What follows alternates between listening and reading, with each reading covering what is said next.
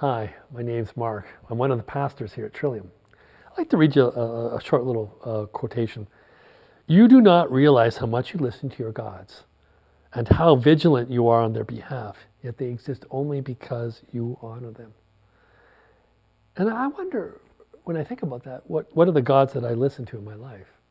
What are the voices of the gods that are resonating in my mind this day?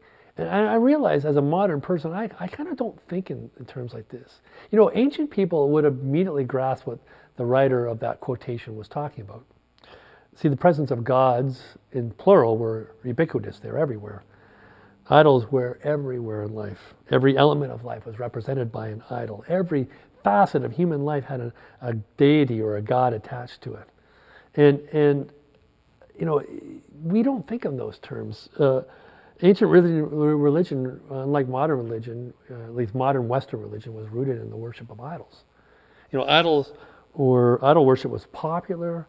It was based on a basic, simple exchange between the god and the person. You know, it was easy. It was convenient. It was normal. Everybody did it. It was specific to the needs of a person. There was, as I say, a god for every circumstance. Each nation had their own gods. Every tribe had their own gods. The idea that there would be one god for all people was a foreign thought to the ancient people. Idol worship was pleasing to the senses. How much easier it is to worship a god that you can see. And idol worship was very sensuous in nature. Very associated with sex, actually. And into this world comes a radical rethink of God and of life. And the Israelites had this new vision of God, probably given to them through the patriarchs and through Moses especially, a new understanding that emphasized the non-visible nature of God, that God could not be reduced to forms, and the singularity of God as well. And also the importance of having any kind of religious worship of God being rooted in ethical and moral behavior.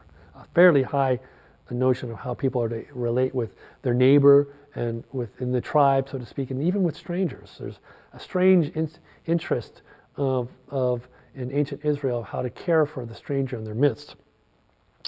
The Old Testament itself is a story of a people who struggle between two different understandings of God.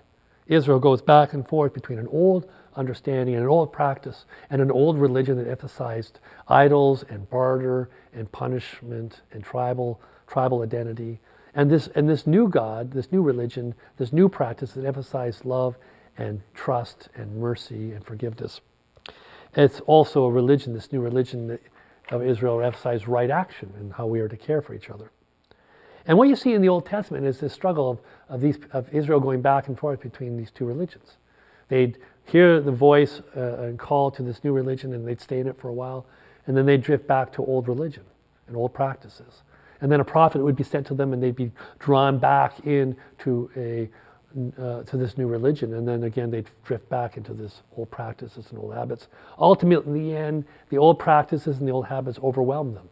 And that's where the Old Testament essentially ends, with the old practices and the old patterns having overwhelmed Israel, and God yet trying to regenerate them as a people. And isn't that the story of life for us? I mean, the Old Testament as a whole is a story of life for individuals too, that we understand how difficult it is to break old practices for our life. It's so difficult, and it's difficult because we worship idols in our life. Now, we may not recognize them because we don't make them into form.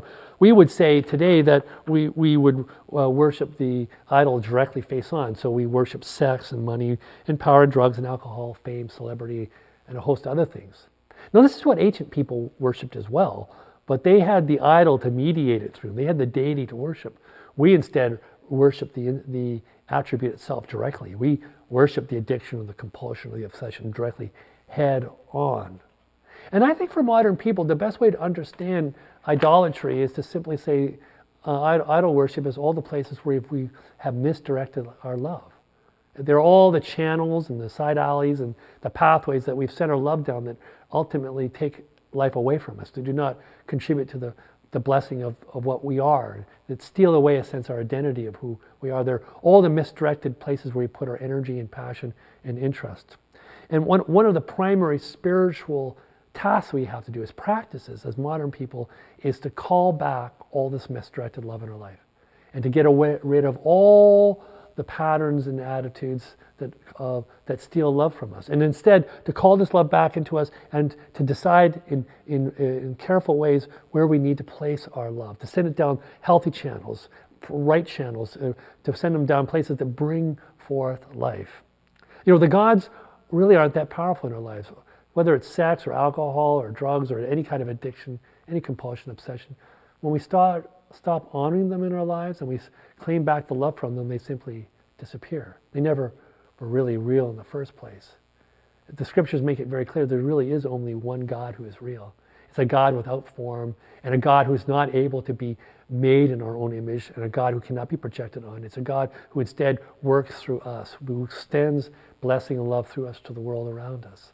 And it's that God we're called into becoming in a better alignment with, so that God can use us and so that we can place and direct our love in the right ways and know truly the peace that passes all human understanding. And when that happens, there is a light that shines in this world. So let the Christ light awaken you this day. Claim back your misdirected love. Send your love down healthy, hopeful channels. Know God's peace. And that's the peace I send you out in this day. Go in God's peace. Amen.